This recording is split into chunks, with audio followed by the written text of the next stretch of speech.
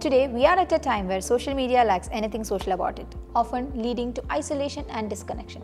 Here is a company that is born in UAE that is trying to bring social back into the heart of social media.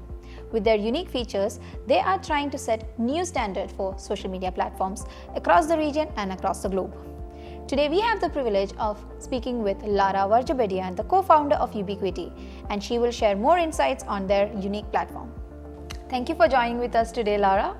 Thank you very much, Arya, for receiving me, and thank you very much for the edge as well. It's our pleasure. So, let's start with the basics. So, what gaps have you seen in the social media landscape in this region? So I would say that the gaps are actually a reality, not only in the region, but globally. And the first thing is that all social media are now very much about media and less about social. So that's a reality. We have all those metas and big groups have become very successful at pushing content and ads and so on, and they've been very, very successful, that's for sure. So I would say that's the first gap, is how can we bring back the social on this noise of social media. The second thing is that there is no app at the moment that really puts professional and personal seamlessly in the same app.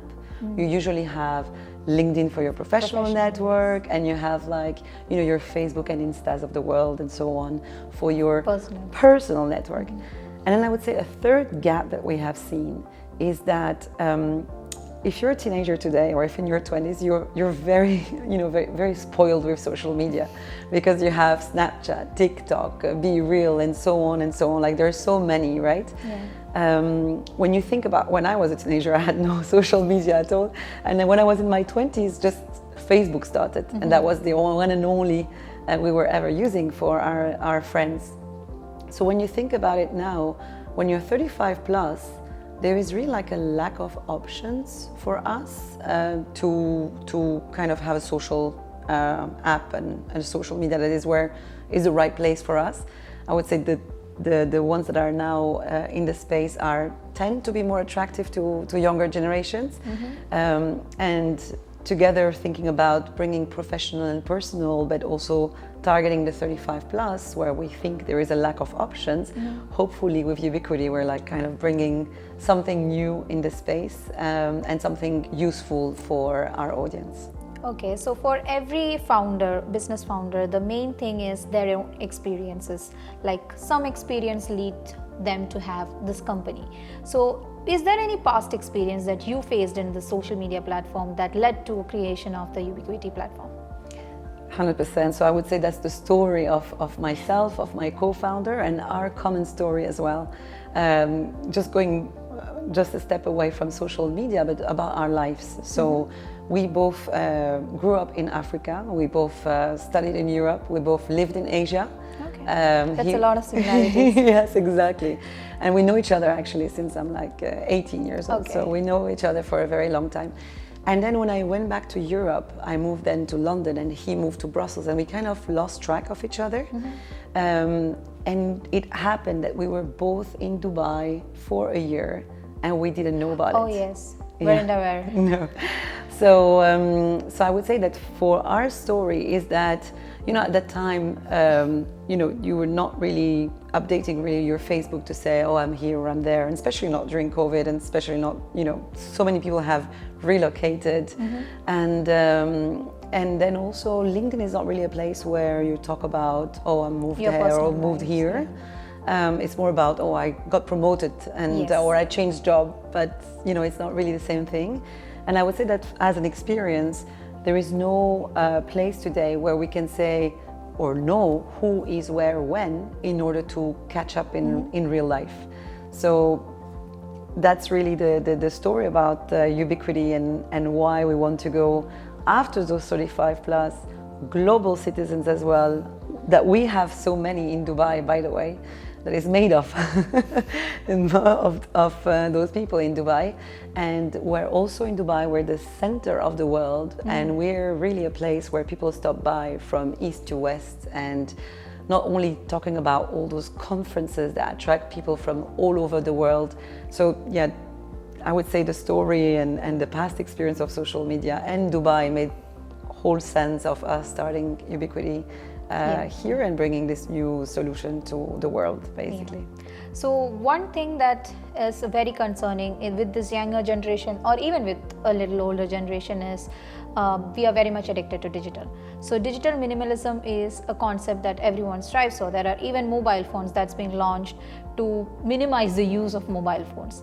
So how do you think digital minimalism works in your social media platforms, and how does it create authentic connections? Do you have any thoughts on that? Yes, sure. So the reason why we're applying digital minimalism is exactly to bring back the social in a proper way. And the whole purpose of Ubiquity is to know who is where when, without all the noise that you have on other social media platforms and even messaging apps.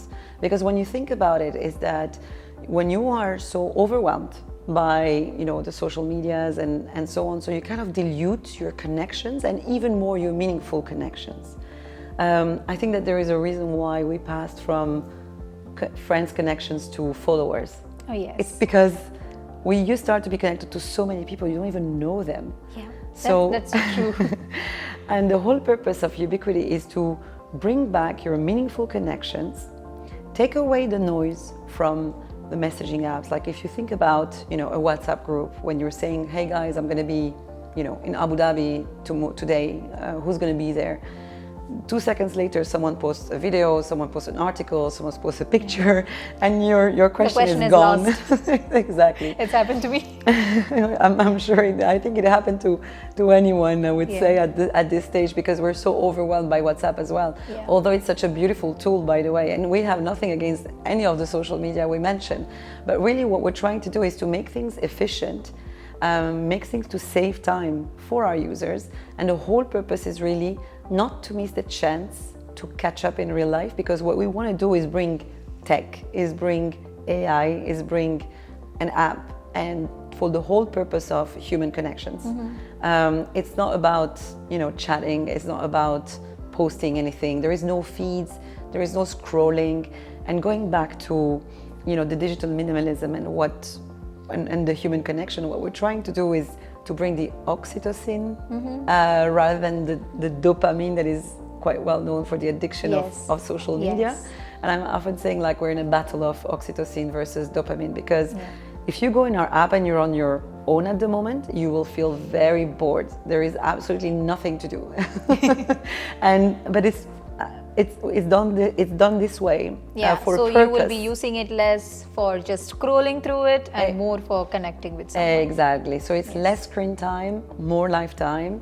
And what we're trying to do is really to take away those, what we call those vanity metrics of likes and followers, and what also creates the addiction around social media, and instead make an ego detox and a social retox, if I may say this way. Okay, yeah, perfect. Makes perfect sense. So you've talked about real connections and authentic connections. How, there is this community involved everywhere. So what is your role in creating a community, especially in this region? And why this region? You already talked about how it is the center of the world, but what's the social media perspective for this region? Could you elaborate on that? Yes, sure. So I think that first, when you're a startup in the region, you're very blessed, you're very lucky, because the ecosystem is very, I would say, friendly, by the way. That also in the region, when you need someone or need something, you can reach out to people, and I think that's beautiful about the region. And you can meet governmental bodies, you can meet big corporates, you can meet big VCs in a quite I would say approachable way, and people are always willing to listen to you and to help. So that's one thing that, by the way, regardless of any industry and that your startup is about, I think we're very blessed in the region about that. Now, what else is bringing is that, you see, in the region we travel a lot. There is such a regional aspect to Ubiquity. because today I'm here, tomorrow I might go to Abu Dhabi for a meeting, this weekend I'm going to Doha, maybe next week I'm going to Riyadh, and it's like you keep on floating in the region because there is so much happening in the region, and you have to be a bit of everywhere at the same time. Hence UBQT, by the way. And so for that reason, we feel like we can really help people organizing themselves, because they don't have to go through the noise and say, hey, I'm going to be in Abu Dhabi today, who else is going to be there, having to send like 20 WhatsApps in different groups and this and that to figure out with who they can have lunch after the meeting. So the whole purpose is really to be able to say, okay, I'm going to be there next week from that day to that day, who's going to be around, and you can find out who's going to be near you in the future, not only now, because the near me now feature of course exists in other places, but who's going to be near me now in the future, that's something that is very new, I would say, and that helps you organize yourself to actually, as I was saying, like not missing the chance to catch up in real life, because otherwise it's again another missed opportunity. And so we're kind of trying to cut the FOMO and bring the opportunity to create those human connections, because every single time you meet in real life again, you create a new deep conversation, you build new memories, and your relationships build up, and this is how they become meaningful over time. You can have a virtual connection with your friends for like some years, but at some point, if you don't have the opportunity to meet and catch up in real life, it slowly fades. Exactly, and that's as beautifully, by the way, Robin Dunbar talks about this. He's a very famous Oxford University professor. He's an anthropologist and a psychologist, but also he studied primate behavior and specifically human behavior. And he's a person that has been very supportive of us since we started. And the whole purpose is that he's about the Dunbar's number. And he's saying that your tribe is made of 150 people on average. And that's like your cognitive limit as a human being to actively stay connected to people. And hence why, talking about this is the beauty of what we want to do, is bring your tribe of personal and professional connections that you have made over the years in your life, wherever you have lived, maybe all your life in Dubai, but maybe in London, Hong Kong, New York, Paris, wherever, and bring that tribe back on one app and stay connected to them, because those are the meaningful people you want to not miss the chance to reconnect with for the rest of your life. Perfect. So while we were having a catch-up, you mentioned about how you are also giving back to this region. Could you elaborate that more so that the audience can also feel like doing it? 100%. So not only we feel like we have indeed this way of supporting the region as much as we can, not only to attract the rest of the world to it, but also to kind of help them navigate within the region. What we also decided to do is to give like 1 dirham for every download to Al Jalila Foundation Child Fund via Yalla Give, and they have been very supportive to help us do that. And what we wanted to do is really, with in the same, like being aligned with our values and our principle as a company, as wanting to do good things, wanting to do less scrolling, wanting to, how do we feel about, spending a lot of money in social media in order to attract people to UBQT? It's a very difficult decision to take, to be very honest. So instead, what we have started to do is doing donation versus then paid ads. Instead of marketing. Exactly. And like this, every single person that downloads UBQT has done something good, because they have given a dirham to the Child Fund of Al Jalila Foundation.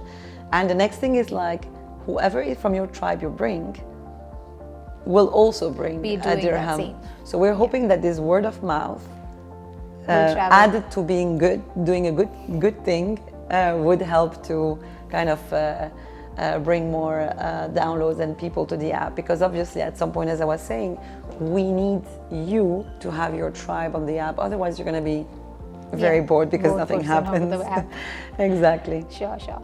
Thank you so much, Lara, for your time. It was amazing knowing more about UBQT, and I will definitely check it out. That's very, very sweet, and thank you very much for your time too. It was lovely being with you today. Thank you. Thank you for watching, and for anything tech related and more exclusive insights on interesting technologies like these, stay tuned to Edge Middle East.